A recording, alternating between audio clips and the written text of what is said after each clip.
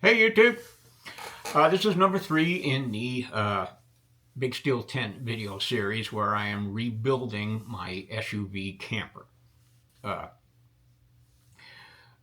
Many of you know, if you've been watching the previous Sarge Vining video channel, the YouTube channel, was deleted because I was hacked. And I am rebuilding the channel as Bannerman's Camp. One advantage of that is that I am able to reorder my videos so that the story makes a little bit more sense. Okay, when I previously filmed these, the Starlink series that you're about to see, the next 2 videos on the Starlink arrived before the Helibox did, and that's how I presented them. I've reordered that just a little bit by showing the bed first, because the bed, as I said, is the heart of an SUV camper. Now, the internet, for a YouTube creator, that's the brains of an SUV camper. And that's what we're going to talk about right now. By this point, the Starlink Mini might seem a little bit old hat. But when I got this dang thing, it was pretty freaking new. And, well, here's the story. And the next video will show us the results.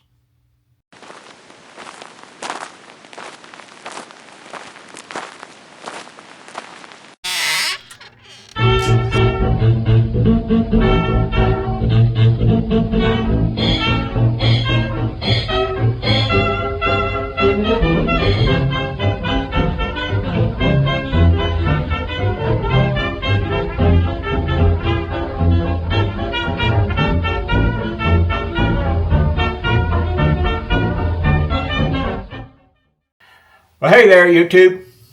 And let me show you something. This is an Anker 737 power station. Puts out about 140 watts of power, and it's like 24,000 milliamp hours and a whole bunch of other stuff I don't really understand, and neither do you. Unless you do, then make a comment and tell me all about it. This is what is the most important thing to me and the Big Steel Tent when combined with this. This right here, all 10.5 by 11 inches of it, is the Starlink Mini. Okay, this will get you internet anywhere if you've got something like this. Okay, originally this is designed to be powered by 12 volt, which is what makes it fantastic for adventure camping, any camping, backpacking situation. You can put this in a backpack combined with this, and you can get internet after you've hiked 20 miles into the woods. Let me show you. I'm going to take this cable. I'm going to plug it into the output port of the Anker 737. And then I'm going to take the other end of it and I'm going to plug it into my Starlink Mini. And the little blue light comes on. That. The word game changer is overused, but in this case, it's absolutely appropriate to this device. This isn't going to be a how-to video on how to set it up. I actually haven't set this up yet, other than to test whether or not this 12-volt power source will power up this satellite dish. Okay. I'm going to go out now. I'm going to set this up. I'm going to connect to the app. It's going to take about 30-40 minutes to update. And then when we do, I'll show you how I'm going to operate it and where it's going to go in the Big Steel Tent. See you in a few minutes. Okay, I've got it set up, updated, connected to the internet. What I have now is I am running my phone and my laptop, which is in the office at the front of the house. I'm running both of those off of this Starlink Mini. Transmission of data coming in is about 127 megabits down. Okay, it's shooting about 12 up from here in the back of my house. All I had to do was point it north. This is a beautiful thing. I am powering it now off of my 6-year-old EcoFlow Delta, EcoFlow River. This is their very first model, and it is drawing, see if I can see it, it's drawing about 10, 11, 20, it varies. It goes from about 10 to 20 to 30 watts of power, depending on what's coming in and what's going out. Okay, and off of the river, it'll run 40 hours, depending on the level of input and output, stuff like that. Okay, I'm not big techie, but I think you understand what's going on. This is how I will set up when I get to a campsite and set up to spend a couple of days. Okay, I have a 30-watt solar panel that I'm going to dedicate. I've got to get another cable that's going to dedicate to this. If this is pulling under 30 watts, at the times that it is pulling under 30 watts, that solar panel will charge this. Okay, that means pretty much that during the day, this won't be taking any power at all, even if I leave it on all the time. That is amazing. I can run this all night long after the sun goes down off of this.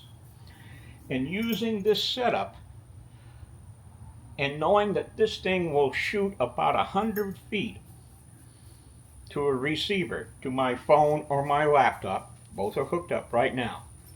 That means I can park in the shade and set this stuff up in the sun. Provide a little bit of shade for the power station and make sure that the external temperature of this doesn't get above, I think it's about 120 degrees. That's amazing. But let me show you what else is amazing about this and why I showed you that Anchor 737 at the beginning of the video. Okay, that setup you saw in the backyard, that was on my camera tripod. This is something I bought. It's an aftermarket piece that allows you to use the pipe attachment. The Starlink comes with a pipe attachment setup so that you can set it to about a 2-inch diameter pipe. This drops in and I can connect it to one of my camera tripods.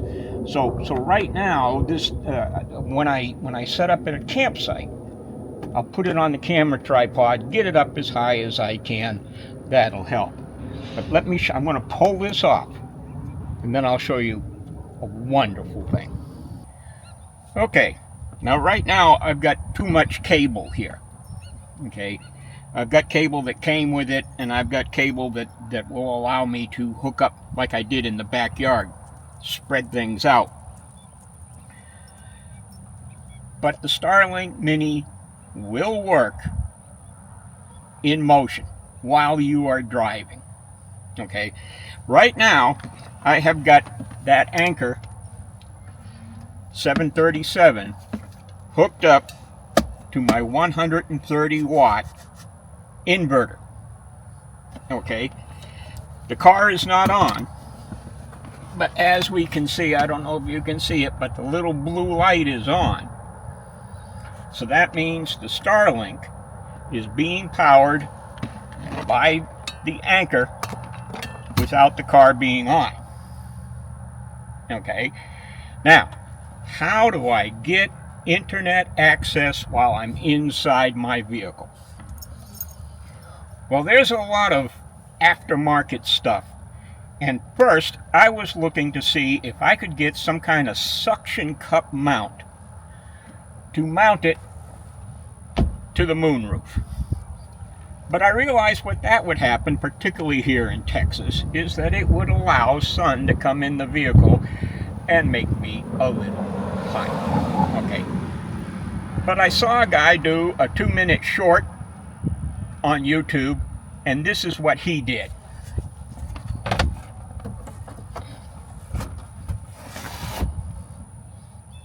Bada frickin' bing.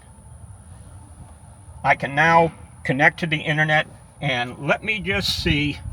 Well, I can't do it while I'm filming, but let me see if I'm connected to the internet. I'll come back in a minute. Okay, just check the internet.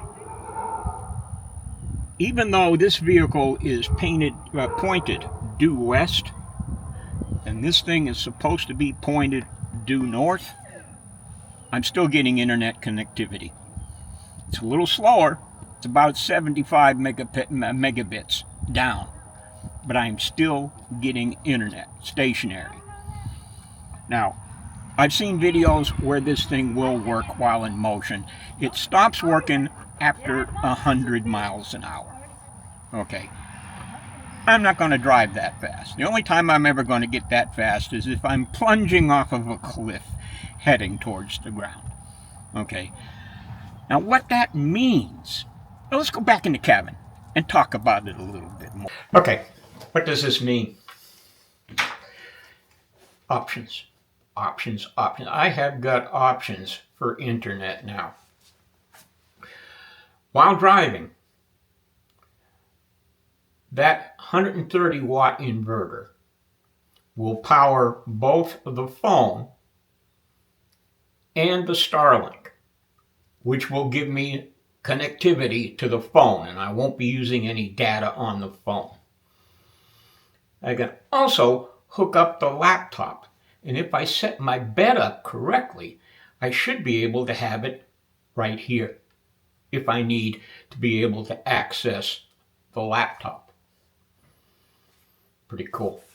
I can also, I think, set up a camera right there, and I can shoot video while inside the vehicle. Whether I'm moving or not, that remains to be seen. Now that anchor, 737, and I will relocate that 130 watt inverter. That will stay in the vehicle. That will power the Starlink while we are in the vehicle. Okay, whether moving or stationary. I can drive up to a campsite, go immediately to bed, and still be able to have my internet connection. When I do my long distance travel, I check iOverlander. There's a video about iOverlander. I check iOverlander for campsites. My preference is wild camping, okay, where it's absolutely loot and in the woods. But more often than not, west of the Mississippi, those opportunities, well, west of the Mississippi and the south of Kansas, those opportunities are few and far between, and I am most likely going to be staying at Cracker Barrel. The Cracker Barrel parking lots are actually pretty cool. That's the one thing I noticed about my trip to New Hampshire. You can pull in, all you need to do is walk inside and say, hey, I'd like to be able to stay outside. They pretty much say, sure, go out, buy dinner at Cracker Barrel, go outside and sleep. Now that means when I put the Starlink, the receiver, in the moonroof, I'm set up all the time, and it's in a situation where nobody's going to steal it while I'm away from the vehicle. In other words, I don't have to set it up outside the vehicle or put it on a mount on top of the vehicle. I'm inside the vehicle, it is reading the internet, and the only way anybody's going to get it is if they were going to steal everything else. Okay? No more crime of opportunity as far as that is concerned. Now, camping. In a camping situation where I'm going to be camping for several days. During the day, I should be able to power that Starlink with nothing but a solar panel. The little 30-watt panel I've got will continuously feed power to that delta, to that river, okay? And it should remain topped off during hours of sunlight. At night, I'm only going to use it for a couple of hours. Now I'll shut it down. And when I wake up in the morning, it's powered up and will continue to be charged. It will be topped off. Okay. Theoretically, if I use the 30-watt panel and intermittently swap it out with the 120-watt panel, I can go indefinitely hooked up to that river.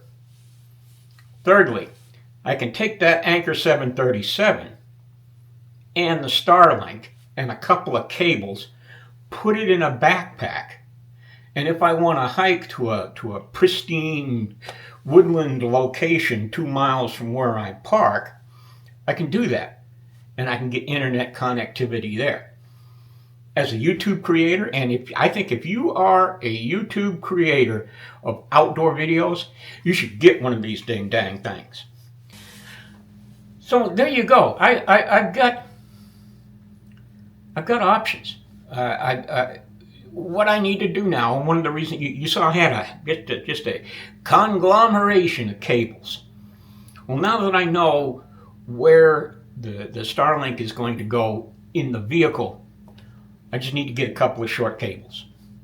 I need to get a cable with a USB-C and Anderson connection so I can hook the solar panel directly up to the Anchor. So that's all I need. Okay? The Anchor or the river.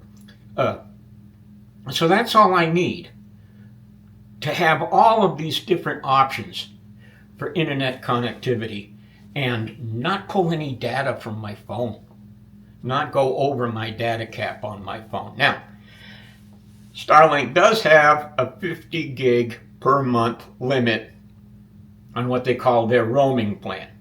Okay, if I opt to use Starlink as my primary internet access, that costs $165 a month and it is unlimited. I am really seriously considering that. Not sure if I do. I'd like to be able to have choices there as well. Another thing that this thing will give me is internet connectivity. I live in a hurricane zone. Most of the stuff in the big steel tent was originally bought as hurricane prep. That's what the river came from. Now, if the phone lines go down, if a big tree gets blown over the phone lines and I can't connect to the internet, now I can. Now I can connect to the internet whether the lines are up or whether the lines are down. I can drive into a national forest and go way back. I can go down to the Big Bend, out in the middle of the desert, and camp out there. Be able to, I can make phone calls with this dang thing. I can connect anywhere. It's gorgeous. It's freaking magic is what it is. Okay, so next thing is I'm going to get delivery in about 4 days of the bed system. We're going to shoot a video on that, do a couple other things, then we're going to go camping. In the meantime, I'm going to shoot that sleeping bag video. We'll see you down the trail.